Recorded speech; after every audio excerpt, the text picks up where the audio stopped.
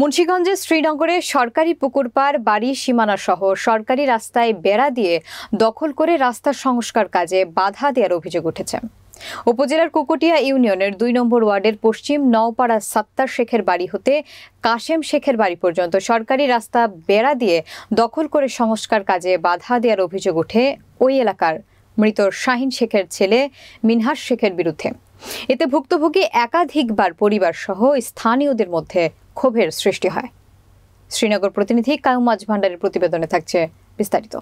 স্থানীয় সূত্রে জানা যায়, সাত্তার শেখের বাড়ি হতে আবুল কাশেম শেখের বাড়ি পর্যন্ত একোয়ারের সরকারি রাস্তাটি প্রায় ৫০,০০০-এর পুরনো। দীর্ঘদিন ধরে এলাকার একাধিক পরিবার ওই রাস্তা দিয়ে যাতায়াত করে আসছে। গত ১ বছর পূর্বে মিনহাস শেখ রাস্তার সংলগ্ন কিছু অংশ ক্রয় করে রাস্তার জায়গা সহ দখলে নিয়ে টিনের বেড়া নির্মাণ করেন। সম্প্রতি সরকারি বরাদ্দে রাস্তা সংস্কারের কাজ আসলে তিনি সংস্কারের কাজে বাধা সৃষ্টি করেন।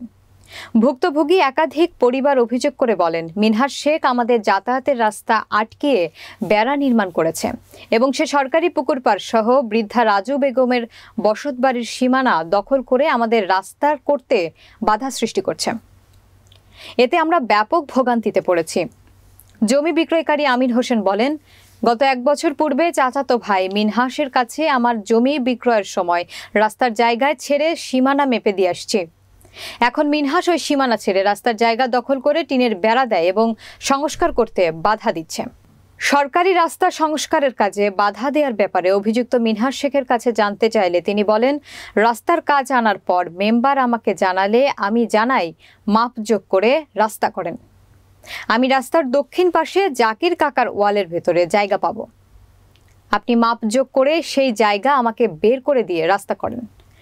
স্থানীয় ইউপি সদস্য তাজুল ইসলাম বলেন, আমি সরকারি বরাদ্দে এই রাস্তার সংস্কার করতে গেলে মিনহাস শেখ কাজে বাধা দেয়।